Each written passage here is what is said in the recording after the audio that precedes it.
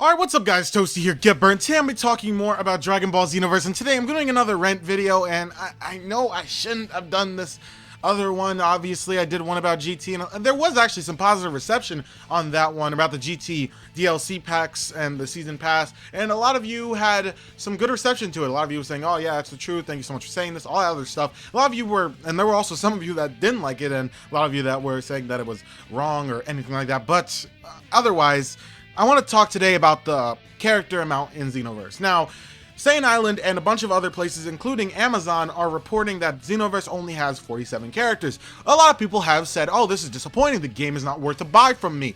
Alright, so the thing that I want to just tell you is, before any of you actually say this, remember, this is more characters than Budokai 3, Infinite World, any of the other Dimps games that have come out. To my knowledge, every Dimps game, there has not been a Dimps game ever, a Dimps fighting game at least. Obviously, Dragon Ball Heroes has way more than 50 characters, but there has never been a Dimps fighting game that has had over more than 50 characters. So, the thing is with Dimps games is that they decide to put more quality into their characters instead of having a quantity like something, let's say BT3 or RB2, that copy and paste the same sort of characters, actual way they fight and all that stuff just to make a new character. Like BT3, it has that many characters for the reason that it actually does copy and paste its same formula along a bunch of different characters. A lot of characters in BT3 play the exact same. And there are some people out there that think, oh yeah, this is what I like more than the every character is kind of different in their own way sort of thing that Xenoverse and all the other games have going on from Dimps.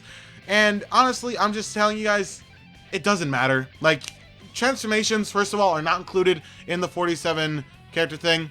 It's only the normal characters that are in each slot, along with the without the DLC. So I don't understand really where all of this is coming from, because if the fighting is good, then really what's the problem with how many characters there are? Like, I mean, a lot of people enjoyed Burst Limit, a lot of people enjoyed Budokai 3, a lot of people enjoyed all the other Budokai games as well as any other game that Dimps has made. The only one that I could think that people said they didn't like is the actual Dragon Ball Evolution game, and even that had a good combat system. So what I don't understand is that if the combat system was good, why would it matter if the character amount is lower? Like, all right, so let's just take a second here to imagine, what if Ultimate Tenkaichi, you all know it, the game that kind of started the dark era, I guess you could say, of Dragon Ball Z games.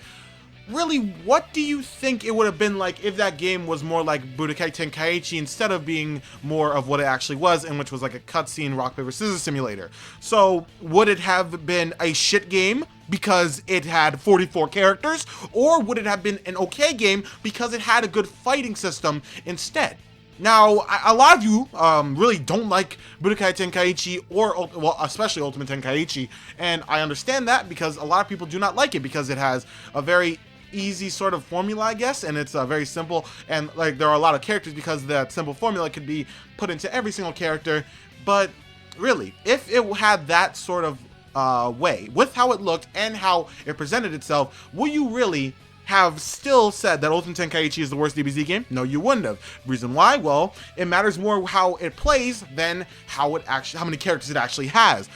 Games that are bigger, that obviously you can't compare any Dragon Ball Z game to an actual fighting game, not even Budokai. You can't really compare them to Street Fighter or Mortal Kombat. But even if those games had very, very small amount of characters, it doesn't matter, because if the fighting is actually rich and if fighting is actually good, then it won't matter how many characters there are, because the fighting system is actually worth playing as. And the thing I don't understand is that people seem to forget that we have a character creation option in this game. So think about it for like this. You know how Turles and them are most likely not going to be in the game, right? Because there are no movie sort of parts in the story, so they don't feel it necessary to have them in there. You can make those characters in the character creation. You can make Turles, because we've seen Turles' outfit in the live stream. We've seen young Chi-Chi's outfit. We've seen a bunch of other characters from Dragon Ball Z that you can recreate with the character creator. So what I don't understand is why is it such a big deal that there are not a huge amount of characters on the roster list already made for you when you can make them yourself? If you really want to have a certain character with certain moveset or anything like that, make them yourself. You can make these characters. It's easy to make these characters. Their outfits are in the game. If you want, go look at Sergio's actual videos about the costumes in the game. There are a lot of costumes that are worn by traditional Dragon Ball Z characters that you can recreate. You can recreate Oob if he's not in the game. You can recreate any Dragon Ball Z character that exists that you can think of that really matters to you in either GT, Dragon Ball, pretty much anything.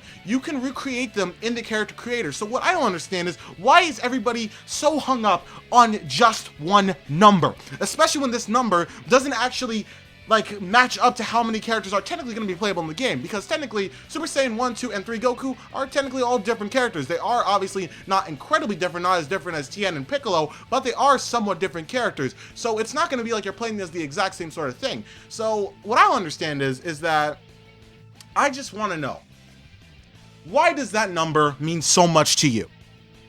And if you say Budokai Tenkaichi 3, I just want to know, so you favor the copy-paste characters with different skins over actually different characters in the game? If that is so, that's your opinion, and I have no grounds to insult that, and I understand that. If you like that more than the games that Dimps makes like that, then that's fine.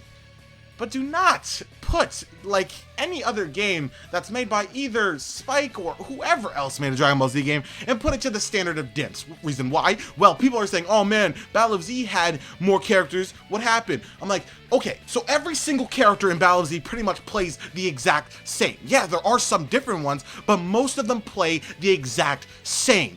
It's not a fighting game. It's not even a fighting game, really. It's more of a tag team brawler. It's not even a fighting game.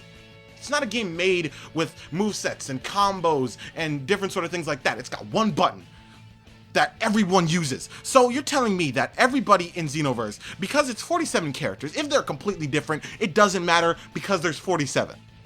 Even though the characters that are missing, you can most likely create. And before a lot of you say Broly's already confirmed to be in the game because there's an achievement for beating him. So I just don't know why people say this, and I actually am curious. I'm curious to know as to why 47 is such an important number to all of you. So I want you guys to go crazy in the comment section down below. Tell me why 47 is such an important number to you. Whether it's actually going to be 47 characters or more, whatever. Why does that number mean so much to you? That's all I gotta say for today, guys. Thank you guys so much for watching this video. If you enjoyed it, then make sure to leave a like down below, as well as to tell me in the in the comment section as to why 47 is such a big deal to you. And that's all I gotta say for today, guys. As I said before, and yeah, that's it for me. Peace out.